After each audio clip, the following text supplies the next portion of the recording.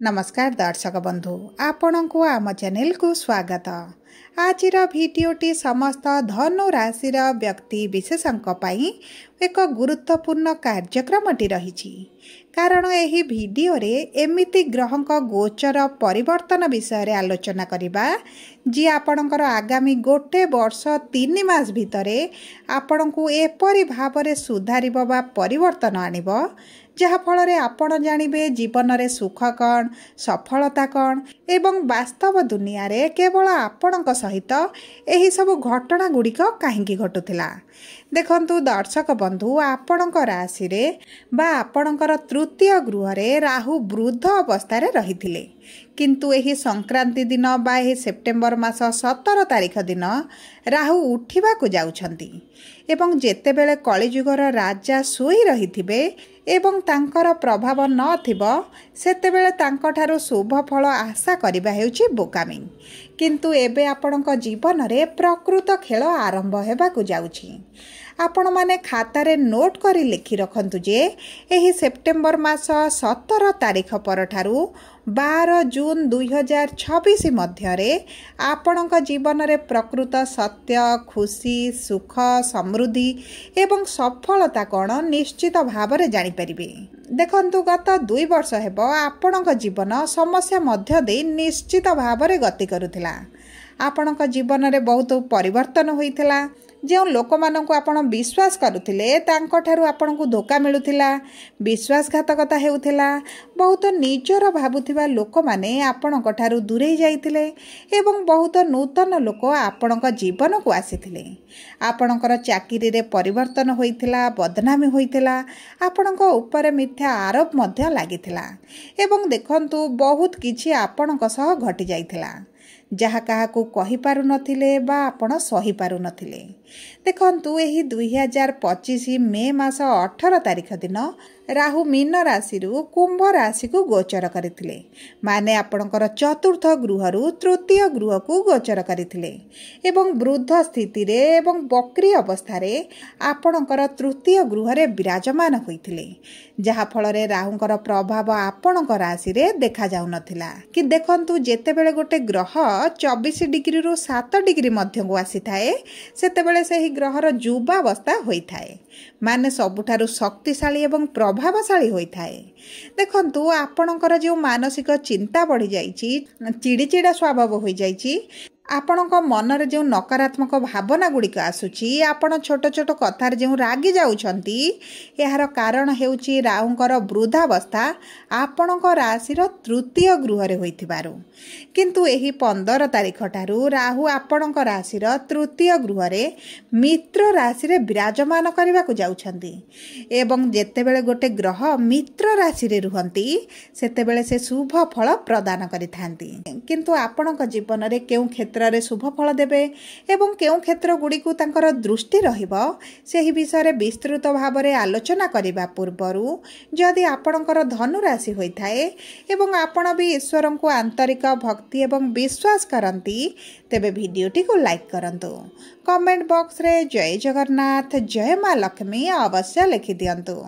ता सहित आपण आम सह जोगाजोग करबा को चाहुथिले भिडियोर मध्य भाग रे एक व्हाट्सएप नंबर टिए दिया जाइछि जो नंबर साहाय्य आपण आम सह जोगाजोग करी निजर नूतन कुंडली प्रस्तुत करि परिबे कुंडली विश्लेषण कराई परिबे किंबा आपणकर चाकरी विवाह व्यवसाय प्रेम संपर्क को नै किछि समस्या रहिछि ताहार सहजरे समाधान करि परिबे एवं बहुत स्वल्प मूल्य रे मध्य समाधान करि परिबे सेति पई आपण आम सह भिडियोर शेष पर्यंत जोड़ी होई रुहंतु एवं व्हाट्सएप नंबर माध्यम रे आम सह जोगाजोग करंतु।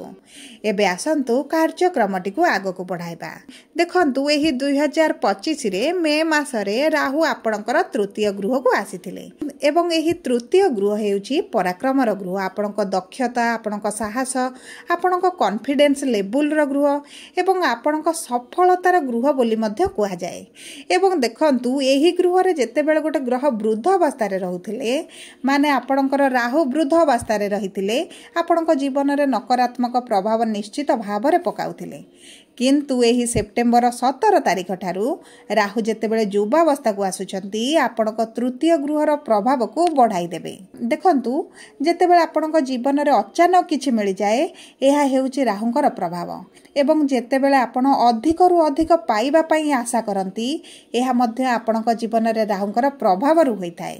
किंतु राहु आपणकर नकारात्मक प्रभाव पकेइबा बा सकारात्मक प्रभाव पकाइबे एहा आपणक कुंडली रे राहुंकर स्थिति रु जणा पड़ी तेणुकरी कुंडली को विश्लेषण कराइबा अत्यंत भाव में जरूरी अटे। सबु पर देखंतु गत 2 वर्ष मध्य आपणकर जो जागा बाड़ी धन संपत्ति को नहीं बद चली आपण जो घर ठारू दूर रोते कि परिवार ठारू अलग रोते ता सहित जो लोक मान आपण आशा करू नथिले से लोक माने आपण को जो बहुत गुड़िए कथा शुणाउथिले उपदेश देउथिले अपमानित करुथिले ता सहित आपणकर रोजगार रे जो समस्या आसुथिला अजथारे खर्च बढ़ी जाई आपण करज रे थिले धार रे थिले सेही सब समस्या आपणकर दूर हेबो। देखंतु किछि धनु राशि रो व्यक्ति विशेष माने मध्य पारिवारिक अशांति सहित रोजगार चली जिबा मध्य सेमानक जीवन रे बड़ समस्या आनितिला किंतु वर्तमान आपणकर समय संपूर्ण भाव में ओलट जाइछि। आपणक तृतीय गृह रे राहु मजबूत हेबा कारणरू सर्वप्रथम आपण देखिबे आपणकर कॉन्फिडेंस टी बढ़ी जिवो। आपण किछि बड़ करिबा पई चिंता करिवे ता सहित रोजगार को बढ़ाइबा पई मध्य आपण चेष्टा करिबा काम करिबा आरंभ करि देबे। सबठारु बड़ कथा हला आपण जे समस्त को आखि बंद करि विश्वास करुथिले ताहा करिबा आपण बंद करिवे। काहार चाटुकारिता कथारे चालाकी कथारे आपण आसीबा बंद करि देबे। आपणक मन रे जे दयार भावना रहुतला समस्तक प्रति ताहा मध्य आपणकर चली जिवो। आपणक भितरे केवल निज बुद्धि रे चलिबा निज हिसाब रे चलिबा अधिक टंका रोजगार करिबा सेही सब दिग प्रति आपण आगु को बढ़िबा आरंभ करिवे। एवं देखंतु एही समय मध्य रे एही 16 मास मध्य रे आपण 2 गुणित अर्थ रोजगार मध्य करिवे। ताहा सहित तृतीय गृह रे राहु विराजमान होई आपणकर इनकम रो गृह को दृष्टि देउछंती। जे मानकर रोजगार को नै समस्या थिला केउंठारे आपणकर अर्थ फसिकी रही जाइथिला आपण को मिलु नथिला सेही सब समस्या आपणकर प्रथमे दूर होई जिवो। ता सहित आपण देखिबे चतुर्पार्श्वरु धन मिलिबा आरंभ होई जिवो। आपण एकाधिक कार्य करिवे एवं एकाधिक कार्यर मध्ये आपण को अर्थ मिलिबा आरंभ होई जिवो।